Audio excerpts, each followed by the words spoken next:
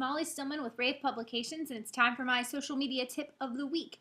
This week is actually a reader question, or I guess I should say viewer question, since these are videos and you don't read a video.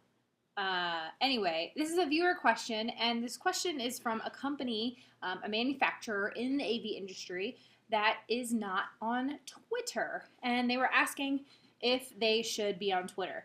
Now, this is a topic that I've talked about before, in that, you know, when you're kind of creating a social media strategy or social media plan for your company, it's really up to you to decide what social networks you want to join, whether you want to do Facebook or LinkedIn or Twitter or Pinterest or any number of social networks that are out there.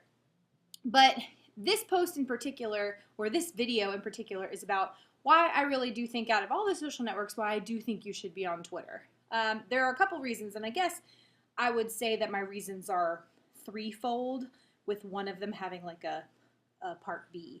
The first is for SEO. If you don't know what SEO is, that's search engine optimization. So when somebody goes to Google or Bing or Yahoo or any social search network or whatever, and they type in the name of your company, if you have a Twitter account, that is going to help your search engine rankings. So say, for example, you are John's TV manufacturer, whatever, I'm just making something up, and somebody were to go to Google, type in John's TV manufacturer, and then you know, you're at John's TV, whatever, on Twitter, that would come up very high in the search rankings, and then people would be able to connect with you via Twitter.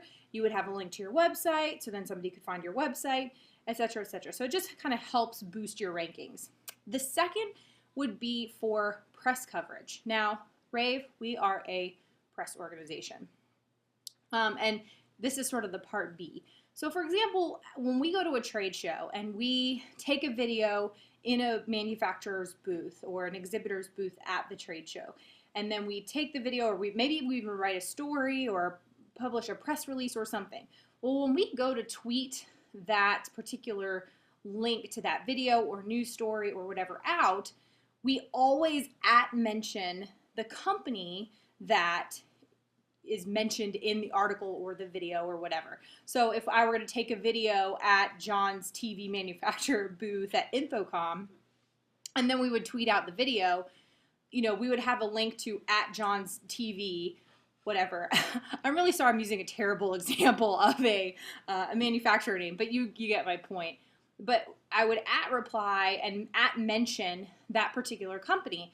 And again, that just kind of helps engagement. So other people who are following rAVe would then see your Twitter account, and vice versa. And then you would see it, and then you could retweet it and share it with your followers. So it really helps with press coverage, because we do that with our regular news stories as well. If we mention a company, we will reply or mention that particular company.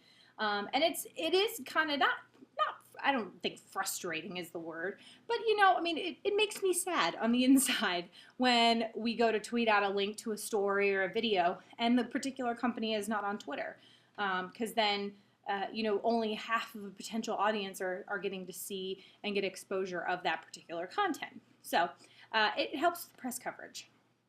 And then last but not least, and there's of course a ton of other benefits, but these are just sort of the three reasons why I really think you should be on Twitter. Twitter is really a great way to have a personal connection with your customers and a personal connection with your clients. So, you know, it gives you that opportunity to really have instant feedback.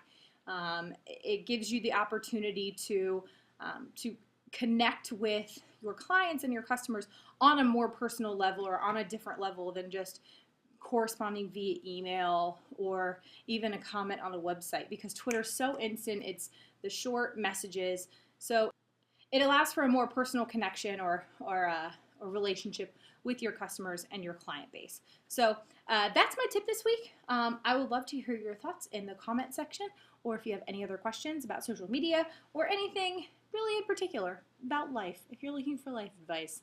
I don't really know why you would want to email me life advice. But anyway, all right, so that was my tip this week. I hope that was helpful, and I will see you guys next week for my social media tip of the week.